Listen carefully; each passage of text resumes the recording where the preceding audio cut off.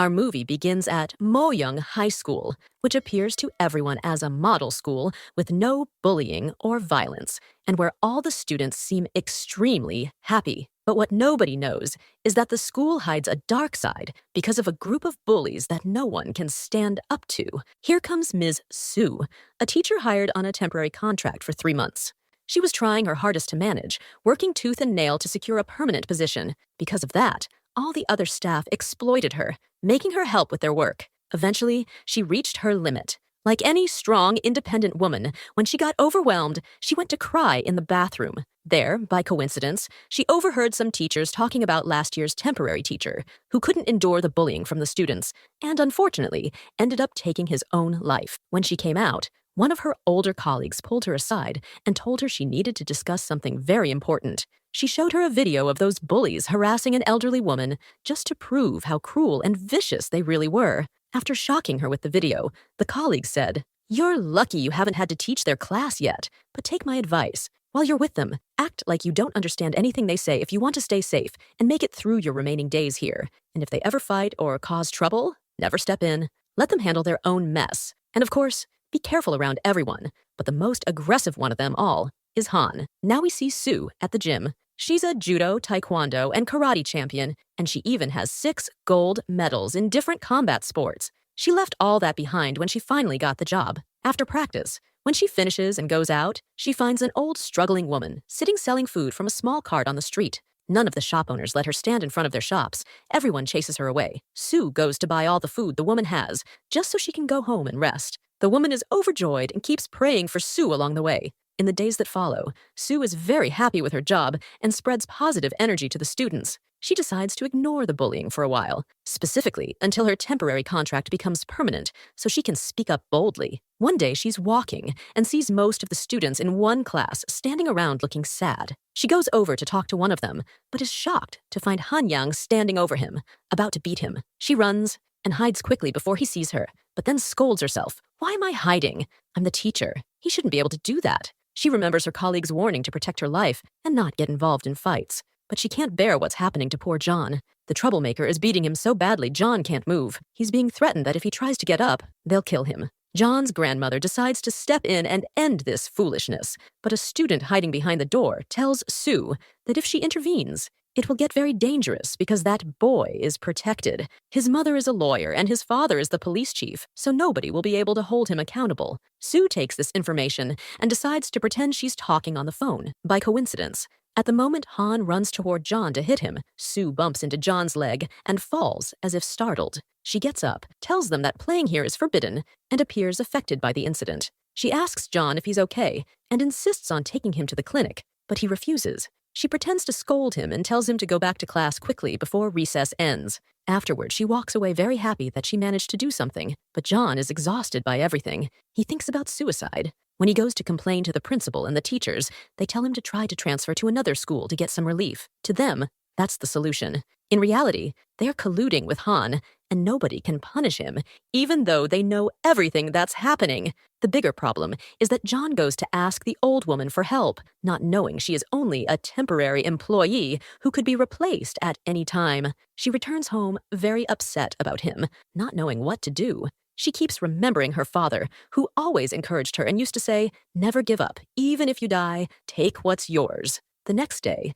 she goes back to the school right away and heads up to where Han and his friends hang out on the roof drinking bad stuff. She politely asks to speak with him, but he keeps acting provocatively until she leaves. When she comes down, everything is in chaos. Someone reported Han behavior to the education committee. His mother even shows up ready to make a scene, threatening to expose them and to file lawsuits to shame the school staff. She brings a lawyer to talk to them about the law. But what they don't know is that Mrs. Jung is well educated and replies that all of that is nonsense and nothing can be proved. The lawyer asks, "So what do you want us to do about it?" And Han mother slaps him with a pen and fires him from that useless job. She doesn't stop there. She then assaults Ji-young for daring to mention legalities in front of her. When the principal tries to calm her down, she hits him too. Sue goes to sit in front of her and begs her to forgive them, but the mother insists the principal immediately fire the teacher.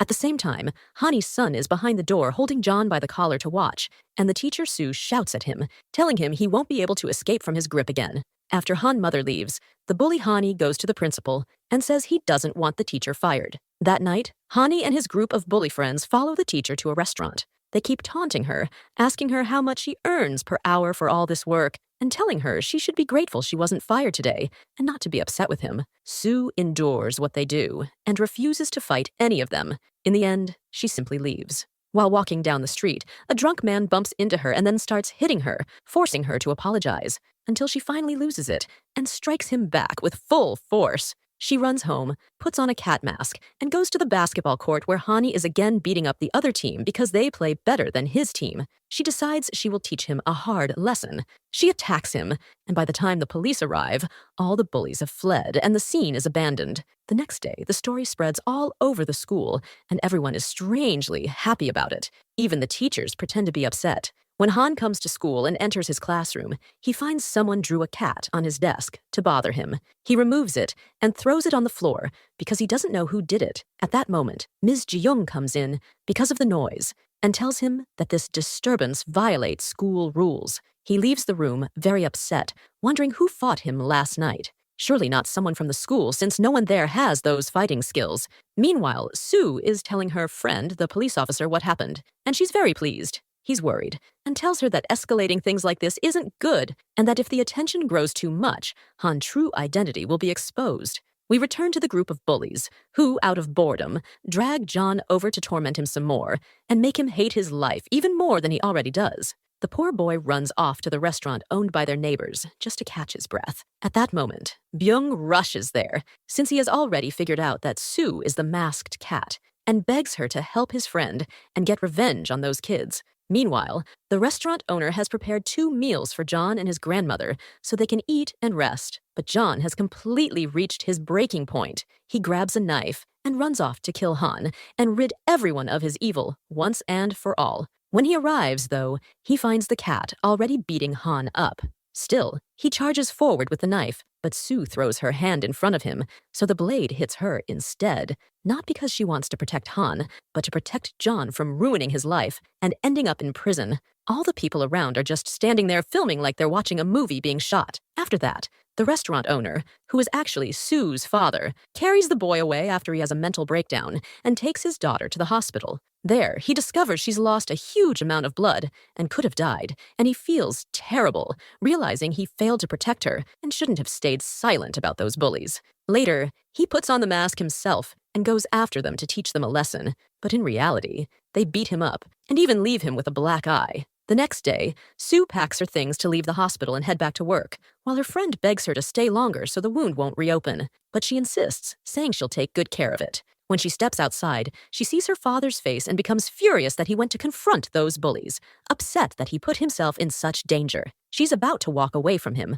when she suddenly runs into Ji-young stepping out of the elevator. Naturally, Ji-young's first question is, "What are you doing here?" Sue explains she came with her father because he has an injured eye. Ji-young wishes him well and says she's there to visit her sick sister. Sue then takes her father and leaves. On the way out, he recalls old memories of when he was harsh with her, and he breaks down crying, apologizing over and over. Sue pretends to be asleep to avoid the moment. The next day, Han and his gang go to school and start searching among the students for anyone with an injured eye or a hurt left hand. Proof, they think, that the masked cat was the one fighting them. They beat up anyone who objects. They don't care whether it's a boy or a girl. After all the chaos, they still can't find who they're looking for. In the teacher's office, as soon as Ji-young learns that Sue is going to be hired, she goes straight to tell her so she can celebrate, and asks Sue to keep it secret until the appointment is official. Sue is overjoyed and goes to an empty room to tell a friend, but suddenly, Han appears in front of her. He attacks her, and after he's done, he tells her he'll put up with her until the school party. If she's brave, she should meet him in the boxing ring. Then he threatens her with the video of John holding the knife and says he'll turn him into the police if Sue doesn't come to the party. Sue is shaken by his behavior. Ji-young is standing outside and hears everything but can't speak up. Later, Sue notices John is repeatedly absent from school. When When she looks into it, she finds out he's filed a transfer request, so she goes straight to his house to ask about him. There she meets his grandmother, who is weeping with fear, and begs Sue to help. She says she'll give whatever she can. Sue goes up to the roof and finds John standing on the wall about to jump. She talks to him, telling him he's brave and strong and that he doesn't have to kill himself, then grabs him while crying so he won't jump. John remembers the first time those bullies targeted them.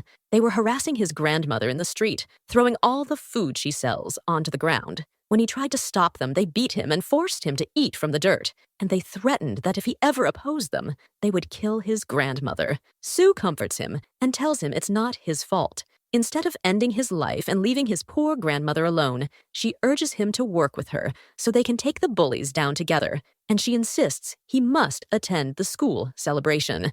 On the day of the celebration, Han makes lots of cat masks and hands them out to his friends, declaring, "Darkness must triumph over light." The festival begins with a huge party full of dancing. Everyone congratulates Sue for officially becoming a teacher, while Ji-young waits eagerly for the masked cat to appear and put Han in his place. Sue, meanwhile, stands quietly, weighed down with worry as the crowd around her cheers without noticing her. Suddenly, her old self seems to pull her forward, reminding her of every moment of strength in her life until she gathers the courage to leave the party and prepare for the match. At the same time, Han is training hard in strength and endurance, ready to defeat her. Soon he enters the ring to the crowd, chanting his name, waiting for Sue. When she arrives wearing the mask, no one knows her true identity except him and two others. The fight begins, both of them striking each other fiercely. Han proves incredibly strong and beats her down, even trying to rip the mask off her face. When her hair comes loose,